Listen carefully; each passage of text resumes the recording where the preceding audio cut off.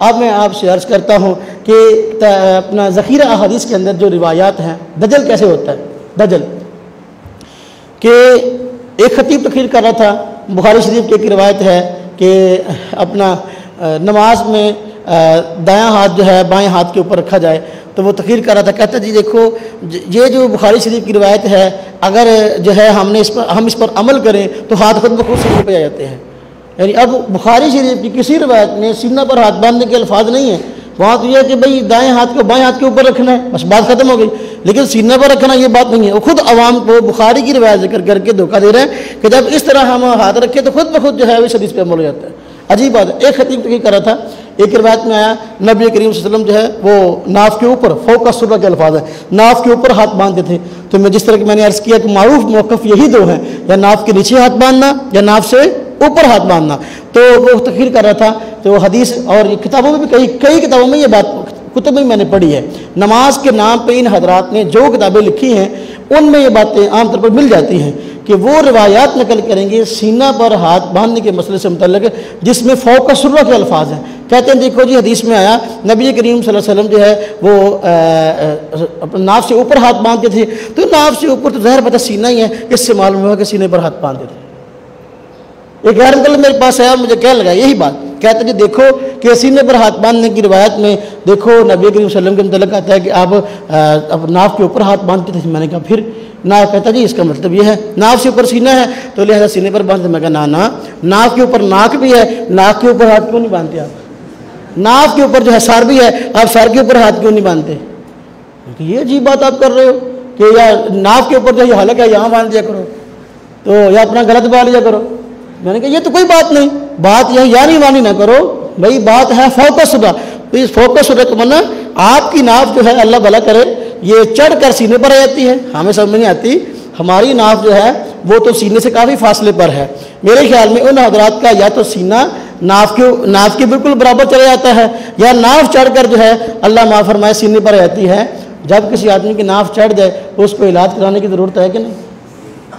ہاں جی، کہتے نہیں وہ ایک بس اوقات آدمی کو طبیعت خراب ہوتی ہے، بار بار الٹیاں آتی ہے، کیا آتی ہے نا، کہتے ہیں عورتیں کہا کہ چھوٹے بچوں کو عام طور پر ایسا ہو جاتا ہے تو عورتیں کہا کرتے ہیں کہ اس کی ناف چڑھ گئی ہے، اس کی ناف جو ہے درست کراؤ۔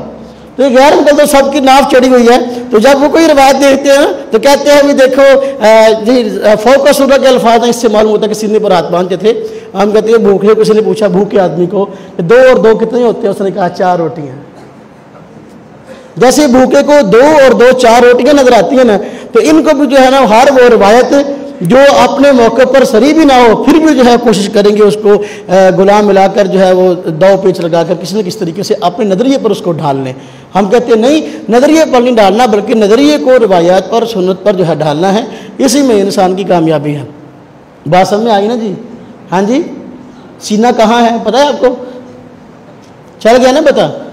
سینہ کہاں ہے اور ناف کہاں ہے؟ اچھا، عام طور پر ایک اعتراض اس سلسلے میں ہوتا ہے، یہاں نقل بھی کیا گیا ہے کہ عام طور پر یہ اعتراض کرتے ہیں غیر مقلد، کہتے ہیں کہ دیکھو تم ہاتھ باندھتے ہو ناف کے نیچے، ناف کے نیچے ہاتھ باندھتے ہو، جبکہ تمہاری عورتیں سینہ پر ہاتھ باندھتی ہیں، تو پھر ایک طرف تم کہتے ہو، توجہ کرنا، ایک طرف تم کہتے ہو کہ سینہ پر ہاتھ باندھنے کی تمام روایات ضعیف ہیں، اور دوسری طرف اپنی عورتوں کو کہتے ہو کہ سینہ پر ہاتھ باندھو۔ جب سینہ پر ہاتھ باندھنے کی تمام روایات ضعیف ہیں تو پھر تمہاری عورتیں کس حدیث کی بنیاد پر سینے پہ ہاتھ باندھتی ہیں؟ یہ اعتراض ہے۔ بات یہ ہے کہ یہ اعتراض وہ شخص کر سکتا ہے جس کے ذہن میں یہ بات ہو کہ صرف قرآن اور سنت دلیل ہے اور اس کے ساتھ اجماع اور قیاس نہیں ہے۔ ہم کہتے ہیں اس مسئلے پر اجماع ہے، اجماع مستقل دلیل شرعی ہے۔ پہلے تو غیر مقلد لوگوں کو کہا کرتے تھے کہ دیکھو جی اللہ رب العزت نے ہمیں 2 ہاتھ دیے ہیں، جب ہمیں 2 ہاتھ دیے ہیں تیسرا کوئی ہاتھ نہیں دیا تو ہمارے پاس قرآن ہے اور حدیث ہے، اس کے علاوہ کوئی تیسری چیز نہیں ہے، تو تیسری چیز کو ماننا گناہ کی بات ہے، تو تیسرا ہاتھ نہیں ہے، تیسری کوئی چیز نہیں ہے۔ لیکن اب ان لوگوں نے کہنا شروع کر دیا نا اب ٹھیک ہے، قرآن کو بھی مانو، سنت کو بھی مانو، اجماع کو بھی مانو اور قیاس کو بھی مانو۔ تو ہم کہتے ہیں جب آج تم نے خود اس بات کو تسلیم کر لیا ہے کہ اجماع مستقل دلیل شرعی ہے، پوری امت مسلمہ کی عورتیں سینے پر ہاتھ باندھتی ہیں، اجماع مستقل دلیل شرعی ہے، تو لہذا اجماع پر اعتراض کرنا یہ تو خود گمراہی کی دلیل ہے۔ قرآن کریم میں اللہ رب العزت نے ذکر فرمایا ہے وَمَن يُشَاقِقِ الرَّسُولَ مِن بَعْدِ مَا تَبَيَّنَ لَهُ الْهُدَىٰ وَيَتَّبِعْ غَيْرَ سَبِيلِ الْمُؤْمِنِينَ نُوَلِّهِ مَا تَوَلَّىٰ وَنُصْلِهِ جَهَنَّمَ۔ اللہ پاک فرماتے ہیں کہ جو آدمی رسول اللہ صلی اللہ علیہ وسلم کی مخالفت کرے گا وَمَن يُشَاقِقِ الرَّسُولَ مِن بَعْدِ مَا تَبَيَّنَ لَهُ الْهُدَىٰ، ہدایت کے واضح ہو جانے کے بعد اور مومنوں کے راستے کو چھوڑ کر دوسرے راستے کو اپنائے گا، دنیا میں اس کو دو سزائیں ملیں گی، اس کو دو سزائیں ملیں گی، ایک دنیا میں اور ایک آخرت میں۔ دنیا میں اس کو سزا یہ ملے گی کہ اس کو ہدایت نصیب نہیں ہوگی، آخرت میں اس کو سزا یہ کہ دوزخ میں جائے گا۔ تو فرمایا نولیہ ما تولیٰ، یہ کیا ہے؟ دنیا کی سزا ہے کہ دنیا میں اس کو ہدایت نصیب نہیں ہوگی، ونصلیہ جہنم، یہ آخرت کی سزا ہے، آخرت میں دوزخ کے اندر جائے گا۔ تو مومنوں کا جو عام رستہ ہے اس سے ہٹ کر راہ اپنانے والا اس کی یہ سزا ہے۔ تو معلوم ہوا مومن جس رستے پہ چل رہے وہ مستقل دلیل شرعی ہے۔ اس لیے نبی کریم صلی اللہ علیہ وسلم نے حدیث میں فرمایا کہ میری امت گمراہی پہ جمع نہیں ہو سکتی، میری امت جس موقف پہ جمع ہو جائے وہ اس مسئلے کے اس موقف کے درست ہونے کی دلیل ہے۔ جب اجماع مستقل دلیل شرعی ہے اس پر اعتراض کرنا یہ تو خود اپنے آپ کو مشکوک بنانا ہے، یہ بات بالکل غلط ہے۔ اور نماز عملی پریکٹیکل کا نام ہے۔ میری ایک بات توجہ کے ساتھ سن لیجئے گا، وقت 10 منٹ باقی ہیں، نماز 5:30 ہے۔ ہاں جی نماز 5:30، چلو اختلاف ہو گیا، یہ بھی رحمت ہے۔ تو اس سلسلے میں جو باتیں چلتی ہیں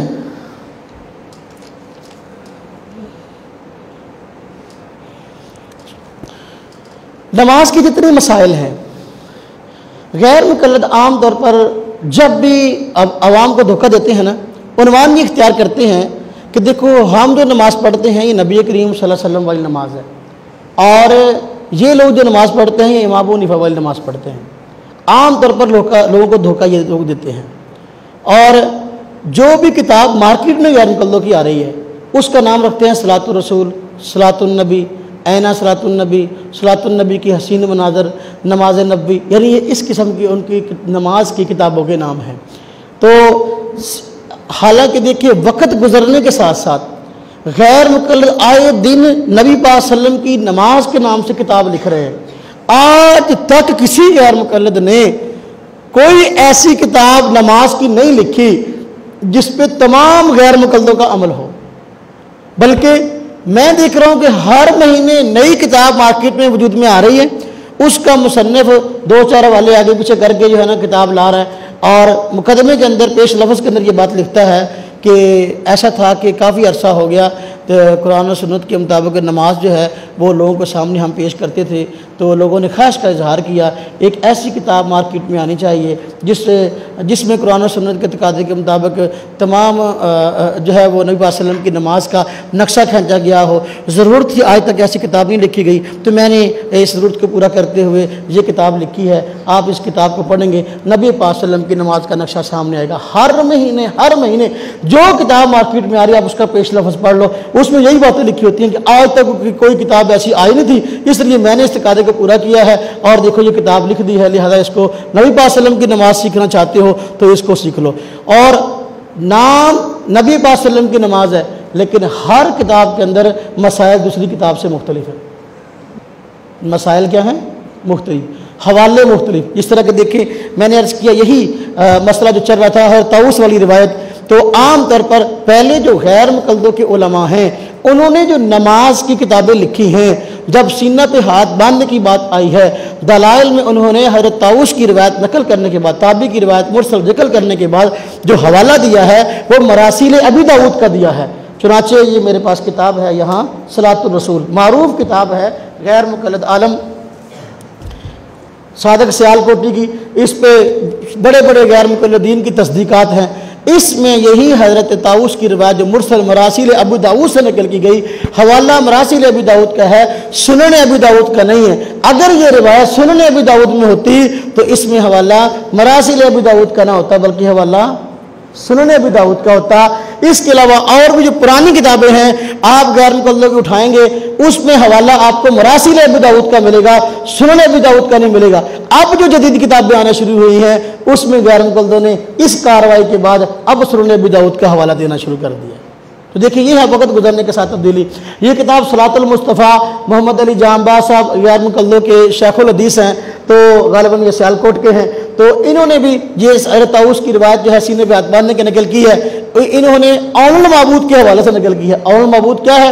سنن ابی داؤد کی شرح ہے جو غیر مقلد عالم جو ہے اپنا اول معبود اپنا غیر مقلد عالم شمس الحق اس کی لکھی ہوئی ہے.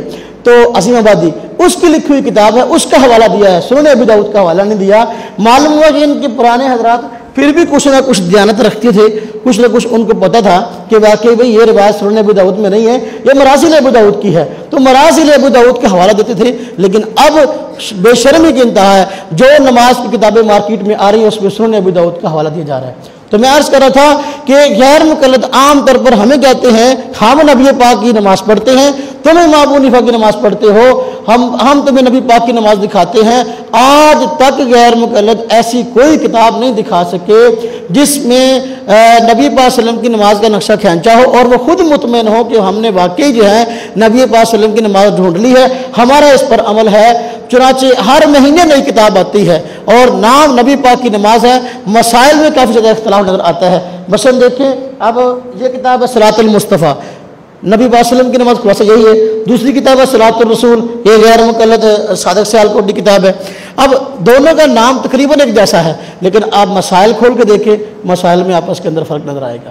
اور اسی طرح ایک کتاب ہے اس کا نام ہے نماز نبوی، جس کا میں نے صبح آپ کو حوالہ دیا. ناصر الدین البانی مشہور غیر مقلد عالم ہے، تو اس نے لکھا ہے نماز نبوی احادیث صحیحہ کی روشنی میں. خود لکھا ہے کہ میں نے احادیث صحیحہ کی روشنی میں نماز نبوی لکھ دی ہے، نبی کی نماز لکھ دی ہے. اب جو آدمی اس نماز کی کتاب کے خلاف اور طریقے سے نماز پڑھے گا وہ ہرگز معذور نہیں ہے. تو اس میں مسائل کیا لکھے ہیں؟ اس میں اس نے جاہی نمازوں کے متعلق لکھا ہے کہ امام کی پیچھے ہر قسم کی قرات منع ہے، جبکہ دوسرے غیر مقلد نماز نبوی لکھتے ہیں، کہتے ہیں وہ جاہی نمازوں میں امام کی پیچھے قرات کرنی ہے، فاتحہ پڑھنی ہے. پھر اس نے لکھا ہے نماز نبوی کے اندر ہی کہ اللہ آپ کا بھلا کرے، سجدوں کا رفع الیدین جو ہے، سجدوں کا رفع الیدین نماز نبوی کے اندر لکھا ہے، سجدوں کا رفع الیدین صحیح احادیث سے ثابت ہے، اس کو کرنا چاہیے. جبکہ یہ صلاۃ الرسول دیکھو صادق سیالکوٹی کی ہے، اس میں جو ہے وہ صرف رکوع کا رفع الیدین ہے، سجدوں کا نہیں ہے. عام جو نماز کی کتابیں چھپ رہی ہے اس میں کہا گیا سجدوں کا رفع الیدین جو ہے وہ سنت نہیں ہے بلکہ وہ ثابت ہی نہیں ہے. تو دیکھو وہ بھی نبی کی نماز پیش کی جا رہی ہے، یہ بھی نبی کی نماز پیش کی جا رہی ہے، لیکن ایک کہہ رہا سجدوں کا رفع الیدین سنت ہے، دوسرا کہہ رہا سنت نہیں ہے. ایک اور کتاب لکھی نماز النبی کے نام سے، سندھ کے مشہور غیر مقلد عالم ہے بدی الدین راشدی، اس نے اس پہ مسئلہ لکھا ہے رکوع کے بعد ہاتھ باندھنے چاہیے. رکوع کے بعد ہاتھ باندھنے مثلاً کب؟ جب امام کہتا ہے سمع اللہ لمن حمیدہ، تو سجدے میں جانے سے پہلے سب لوگ ہاتھ اپنے کو باندھ لیں. اس نے نماز النبی کے اندر یہ مسئلہ لکھا ہے کہ نبی پاک صلی اللہ علیہ وسلم کی نماز یہ ہے کہ رکوع کے بعد ہاتھ باندھ دو سجدے میں جانے سے پہلے. اس مسئلے پر اس آدمی نے 13 کتابیں لکھی ہیں، 13 کتابیں. جبکہ دوسرے غیر مقلد جو ہیں انہوں نے نماز النبی کے نام سے کتاب لکھی ہے. ابھی اس کے بھائی کتاب آ گئی ہے، بھائی کی کتاب، بھائی کی محب اللہ راشدی کی اینا نماز النبی کے نام سے، اس میں لکھا ہے کہ رکوع کے بعد ہاتھ چھوڑنے چاہیے. اب ایک بھائی کہہ رہا ہے کہ نبی کی نماز یہ ہے کہ رکوع کے بعد ہاتھ باندھ لو، دوسرا بھائی کہہ رہا ہے نبی پاک صلی اللہ علیہ وسلم کی نماز یہ ہے کہ رکوع کے بعد ہاتھ کھول لو. اب تمہارے تو بھائیوں کی نماز آپس میں نہیں ملتی، تو پورے کے پورے جو تمہارا طبقہ ہے ماشاءاللہ ویسی جماعت چھوٹی سی ہے لیکن جو تمہارا طبقہ ہے پورے طبقے کی نماز آپس میں کیسے ملے گی؟ آج تک تم خود نبی پاک کی نماز ڈھونڈ نہیں سکے اور ہمیں تم کیسے دکھاؤ گے؟ پھر اسی نماز النبی کے اندر ایک مسئلہ لکھا ہے کہ سمع اللہ لمن حمید، جب امام کہے گا تو سب لوگوں نے ربنا لک الحمد اونچی آواز سے کہنا ہے. کیسے کہنا ہے؟ اونچی آواز سے. چنانچہ سندھ کے جو غیر مقلد ہیں تو وہ اونچی آواز سے جو ہے ربنا لک الحمد کہتے ہیں بعض جگہوں پر. تو اب جو پنجاب کے غیر مقلد ہیں یہ ربنا لک الحمد ایسا کہتے ہیں. پہلے تو آمین کے آہستہ یا اونچی آواز سے کہنے کا مسئلہ تھا نا. آمین پہ بھی 2 گروہ ہو گئے، ایک گروہ ان میں ایسا بھی تھا جو کہتا تھا جو آمین جو ہے وہ 3 مرتبہ کہنی چاہیے. کتنی مرتبہ کہنی آمین؟ 3 مرتبہ والا بھی گروپ تھا. چلو خیر وہ تو آمین کا مسئلہ ہے. تو یہاں ربنا لک الحمد کا مسئلہ ہو گیا. پنجاب والا گروپ کہتا ہے کہ نہیں بھائی ربنا لک الحمد آہستہ کہنا ہے، اور سندھ والا گروپ کہتا ہے نہیں ربنا لک الحمد سب نے اونچی آواز سے کہنی ہے. وہ ان کو کہتے ہیں تمہاری نماز خلاف سنت ہے، یہ ان کو کہتے ہیں تمہاری نماز خلاف سنت ہے. ہم کہتے ہیں تم دونوں صحیح کہتے ہو. سمجھ آئیے بات؟ اب ہم یہ غیر مقلدوں کو سمجھاتے ہیں کہ آج تک تم خود نبی کی نماز ڈھونڈ نہیں سکے، ہمیں کوئی ایک کتاب ایسی دکھا دو، ایک کتاب جس پہ تم کہتے کہ واقعی اس میں جو نماز کے مسائل بیان ہوئے واقعی نبی پاک کی نماز ہے، نبی پاک صلی اللہ علیہ وسلم کی نماز کا نقشہ کھینچا گیا ہے اور ہم اس کو مانتے ہیں، ہمیں دکھاؤ۔ اب 150-200 سال ہو گئے تمہارے فرقے کو وجود میں آئے، آج تک تم ایسی کتاب مارکیٹ میں نہیں لا سکے۔ ہر مہینے نئی کتاب آ رہی ہے، اس میں مسائل کی تبدیلی ہے۔ میں آپ کو مزیدار کی بات سناؤں اس حوالے سے، جو 2 بھائیوں کی بات ہے نا، میں نے کہا 2 بھائیوں کی بات نہیں ملتی، وہ 5 بھائی ہیں نا، 5 بھائی آپ جانتے ہوں گے، طالب الرحمان، توصیف الرحمان، طیب الرحمان، شفیق الرحمان، یہ 5 بھائی ہیں۔ اب ان کا آپس میں ماشاءاللہ اختلاف ہے، آپس میں۔ اب ایک کتاب لکھی تھی منہج اہل سنت کے نام سے، ڈاکٹر شفیق الرحمان جو طالب الرحمان اور طیب الرحمان کا بھائی ہے، جن کے نام سے زیدی لکھا جاتا ہے، طیب الرحمان زیدی، اس کا بھائی، اس نے منہج اہل سنت کے نام سے ایک کتاب لکھی، اس میں انہوں نے لکھا کہ اللہ آپ کا بھلا کرے کہ علماء دیوبند کے پیچھے نماز ہو جاتی ہے، ان کے پیچھے نماز پڑھنی چاہیے۔ اب خود جو ہے دوسرا بھائی اٹھا طیب الرحمان زیدی، اس نے اس کے خلاف کتاب لکھی، اس نے کہا نا دیوبندی کے پیچھے نماز نہیں ہوتی اور نماز نہیں پڑھنی چاہیے، اور کتاب مستقل کتاب لکھ دی اپنے بھائی کے خلاف۔ اس کا عنوان ہے امام میں اپنا نماز میں امام کون، کتاب کا نام ہے نماز میں امام کون۔ تو اس میں لکھا گیا ہے کہ بھئی دیوبندی امام نہیں ہو سکتا، اور اس کتاب کا انتصاب بڑا عجیب ہے، پڑھ کر مجھے بڑی ہنسی آئی۔ اس میں لکھا ہے کہ اس کتاب کا انتصاب یہ ہے کہ میں اپنے بھائی کی سابقہ زندگی کے نام کرتا ہوں جب وہ دیوبندی کے پیچھے نماز نہیں پڑھتا تھا۔ تو اب ایک بھائی دوسرے بھائی کے پیچھے جو ہے نماز پڑھنے کو تیار نہیں ہے، ایک بھائی دوسرے بھائی کے خلاف کتاب لکھ رہا ہے جن کے آپس کے مسائل یہ ہیں، پھر ہم کیا کریں؟ ہمیں نبی پاک صلی اللہ علیہ وسلم کی نمازیں کہاں دکھا سکتے ہیں؟ اب مصنف ایک اور عرض کروں، یہ تو بھائی کیونکہ نا ایک شخصیت دارالسلام والوں نے کتاب چھاپی نماز النبوی کے نام سے، مشہور غیر مقلدوں کا ادارہ ہے، ڈاکٹر شفیق الرحمان طیب الرحمان کا بھائی ہے، طیب الرحمان کا بھائی ہے، تو اس کی نماز کی کتاب تھی نماز النبوی۔ یہ 1996-97 میں اس کا پہلا ایڈیشن آیا۔ اب وقت گزرنے کے ساتھ ساتھ اس کے کئی ایڈیشن آ گئے ہیں، اب مارکیٹ کے اندر اس کے 4 ایڈیشن مختلف چل رہے ہیں، چاروں کے اندر فرق ہے۔ مصنف کون ہے؟ ایک، کتابیں کتنی ہیں؟ 4، چاروں میں مسائل کے اعتبار سے فرق ہے۔ عجیب بات ہے، بھی آدمی ایک ہے اس کے روپ 4 ہیں، آدمی ایک اور نبی پاک کی نمازیں 4 بتا رہے ہیں۔ جو دارالسلام نماز النبوی چھاپ رہا ہے اس میں مسائل اور ہیں، جو پنڈی اسلام آباد سے چھپی ہے نماز النبوی اسی کی کتاب اس میں مسائل اور ہیں، اور پھر جو ہے جو سابقہ چھپی تھی وہ اور ہیں۔ مختلف اداروں نے اس کو چھاپ دیا مختلف طرز پر، ہر ایک کے اندر فہرست دیکھو، فہرست الگ ہے، مسائل دیکھو، مسائل الگ ہے، حتیٰ کہ احادیث کی تخریج دیکھو، احادیث کی تخریج الگ ہے۔ ایک وہی نماز النبوی ایک ایڈیشن کے اندر حوالہ اور کتاب کا دیا ہوا ہے، دوسری ایڈیشن کے اندر حوالہ اور کتاب کا دیا ہوا ہے۔ میں ایک مصنف کو ہی نہیں پتا کہ میں نے حوالہ کون سا دینا ہے اور میں نے حدیث کون سی بیان کرنی ہے اس مسئلے پر، تو وہ ایک مصنف کی حالت ہے کہ ماشاءاللہ اس کے 4 روپ مارکیٹ کے اندر جو ہے گردش کر رہے ہیں۔ پہلے ہم نے یہ سنا تھا، اپنا کہانیوں میں پڑھا کرتے تھے، مختلف مصنفین جو کہانیاں لکھتے تھے نا وہ کہا کرتے کہ ایک آدمی ہے اس کے 2 روپ ہیں، ایک آدمی ہے اس کے 3 روپ ہیں، تو ہے جی تو وہ 2 روپ کام کر رہے ہیں۔ یہ 2 بھائی ہیں وہ آپس میں ہم شکل ہیں، تو وہ ایک گناہ کرتا تھا ایک نیک تھا، تو گناہ کوئی اور کر لیتا تو جو ہے وہ سزا جو ہے نیک کو مل جاتی، تو ملتے جلتی شکلیں آپس کے اندر۔ تو اب یہ بیچارہ اب ہمیں سمجھ نہیں آتی، آدمی ہے کہ اس کے روپ 4 ہے۔ نبی پاک صلی اللہ علیہ وسلم کی نماز، اب ایک عام آدمی مارکیٹ سے کتاب خریدے نماز النبوی ایک غیر مقلد عالم کی، تو ایک ایڈیشن خریدے گا اس میں مسئلہ اور ہے، دوسرا خریدے گا اس میں مسئلہ اور ہے، تیسرا خریدے گا مسئلہ اور ہے، چوتھا خریدے گا اس میں مسئلہ اور ہے۔ پھر ماشاءاللہ آپ غیر مقلد کوئی کتاب خرید لو، اللہ آپ کا بھلا کرے، ہر کتاب چاہے وہ 5 صفحے کی ہو چاہے وہ 500 صفحے کی ہو، ہر کتاب پر جو ہے 5 مولویوں کے نام لکھے ہوتے ہیں، ایک آدھ مولوی کا نام بھی نہیں ہوتا، لکھا ہوتا ہے مصنف فلاں، ترجمہ فلاں کا، تصحیح و تنقیح فلاں کی، ہاں جی مراجعت نظر ثانی فلاں کی، ہاں جی چھاپنے والا فلاں ہے۔ کئی آدمیوں کے نام جو ہیں وہ اپنا بڑے ٹائٹل پر کتاب پر لکھے ہوتے ہیں، تو حیران کیوں ہوتی، اتنے مولوی ہیں لکھنے والے اور نظر ثانی کرنے والے، تصحیح والے، تعلیقات والے، پھر بھی جو ہے وہ کتاب جب اگلی مرتبہ چھپتی ہے تو لکھا ہوتا ہے تصحیح شدہ ایڈیشن۔ کیا لکھا ہوتا ہے؟ تصحیح شدہ ایڈیشن۔ آپ بتا کہ نماز النبوی جو دارالسلام نے پیش کی، اس کا دعویٰ تھا کہ ہم نے نماز النبوی جو پیش کی ہے کہ نبی پاس، ہم کہہ سکتے ہیں کہ واقعی نبی پاک صلی اللہ علیہ وسلم کی نماز ہے، اس نماز کی کتاب کا جس کے بارے میں اس نے کہا کہ نبی پاک صلی اللہ علیہ وسلم کی نماز کا نقشہ ہم نے کھینچ دیا ہے، تو اس کے 4 ایڈیشن جو ہے مارکیٹ کے اندر گردش کر رہے ہیں۔ اور زبیر الزئی نے کہا تھا کہ میں گارنٹی دیتا ہوں اس کتاب کی تمام احادیث صحیح ہیں. تو جب مارکیٹ میں آیا دوسرا ایڈیشن, اس میں کئی تبدیلیاں کر دی گئی. زبیر الزئی کو پوچھا گیا, ہاں بھی اس میں تو کئی تبدیلیاں آ گئی ہیں, پہلے جن احادیث کو صحیح کہا گیا اب جو گڑبڑ کی گئی ہے, کئی احادیث نکال دی گئی ہیں, کئی دخل کر دی گئی ہیں, اب کیا ہے؟ اس نے بھی ہاتھ کھڑے کر دیا, نہ میری جو تعلیق تھی, میری جو گارنٹی تھی وہ پہلے ایڈیشن کے متعلق تھی, اب جو انہوں نے کر دیا میں اس کا ذمہ دار نہیں ہوں.